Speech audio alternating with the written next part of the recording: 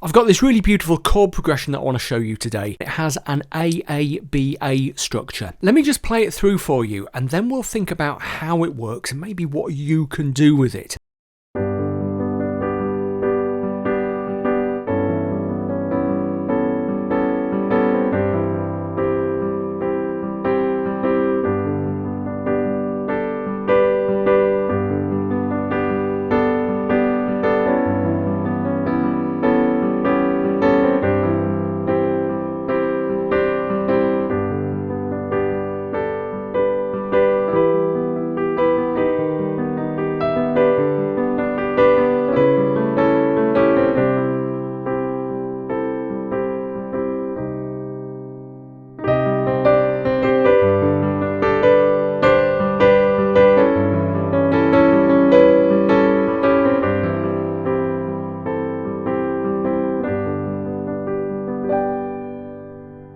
So I'm going to tell you about 6 musical techniques that I used when I was sat at the piano composing that chord progression. And the first one is to do with chord choice, and with one chord in particular, this A9. Now, in the key of G major, the A chord would usually be A minor, and that's because there's no C sharp in the G major scale.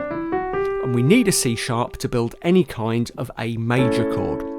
So by using an A major chord, that A9, we're temporarily jumping from the key of G major into G Lydian.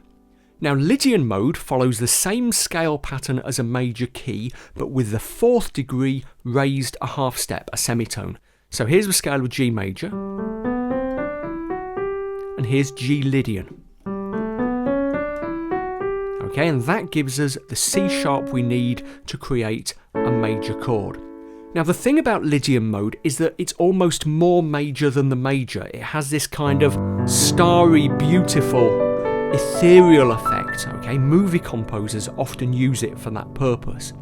So, transitioning from the G major chord to A9 gives us that beautiful, warm, rich sound that really powers this chord progression.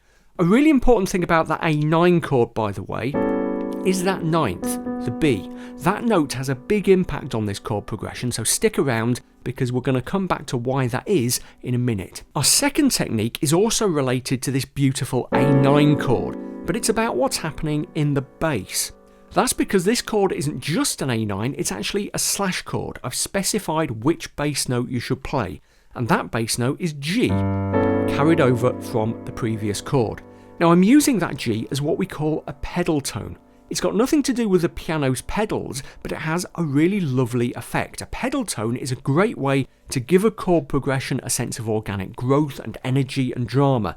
And each of the A sections in our chord progression has a G pedal tone all the way through under the G chords, the A9, and the C chords.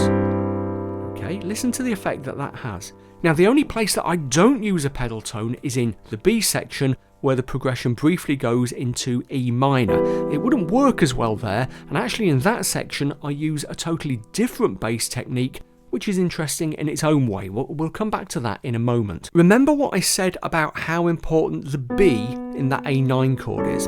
Well, that brings us to our third technique, which is the use of shared tones to make the progression flow.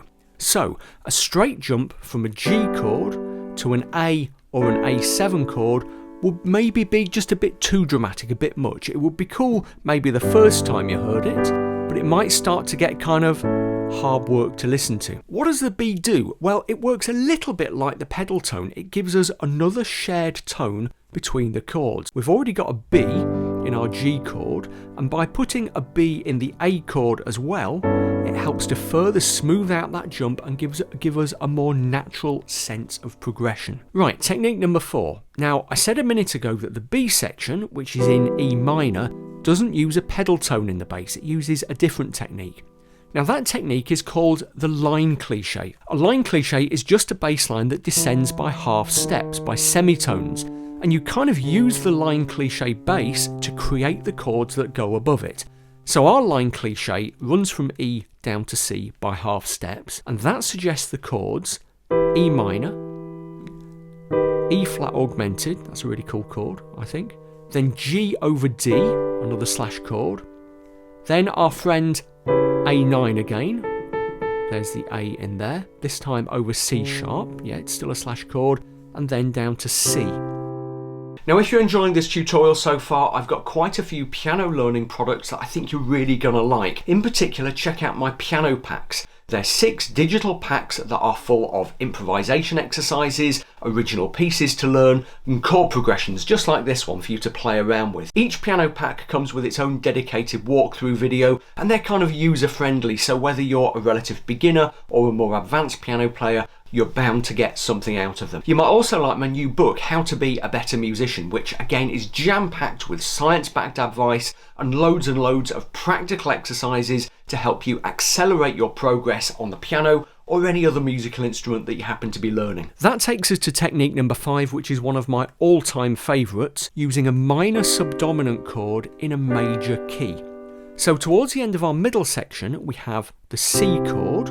Yeah, when I was improvising, I kind of messed around with it and I used the 9th and the 6th a little bit.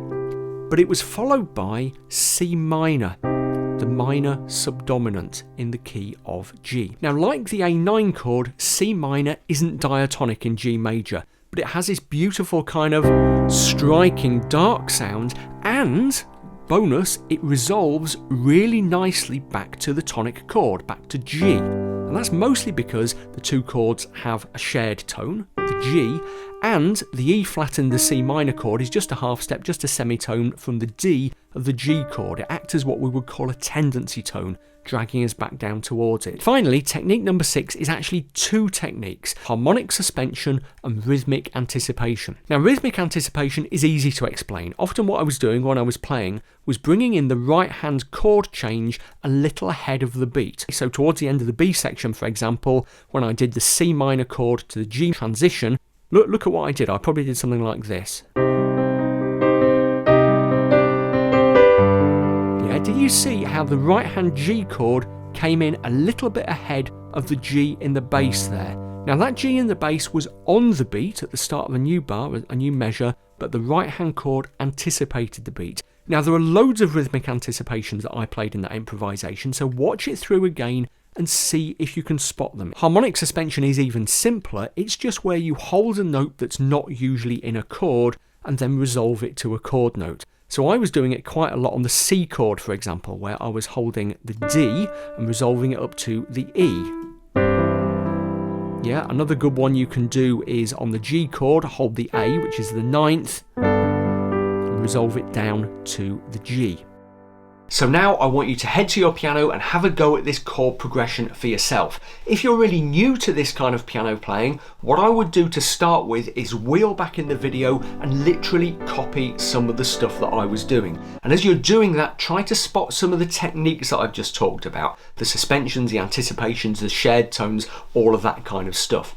As you start to get more confident with the progression, then I want you to change things and mix and match things up. Maybe try adding some decorations. Maybe try changing the voicings and inversions of some of the chords. Maybe even play around with the structure of the chord progression itself and see what effects you can achieve. Any questions you happen to have, hit me up in the comments and I'll do my best to help. And that's it. Happy piano playing. I'll see you next time.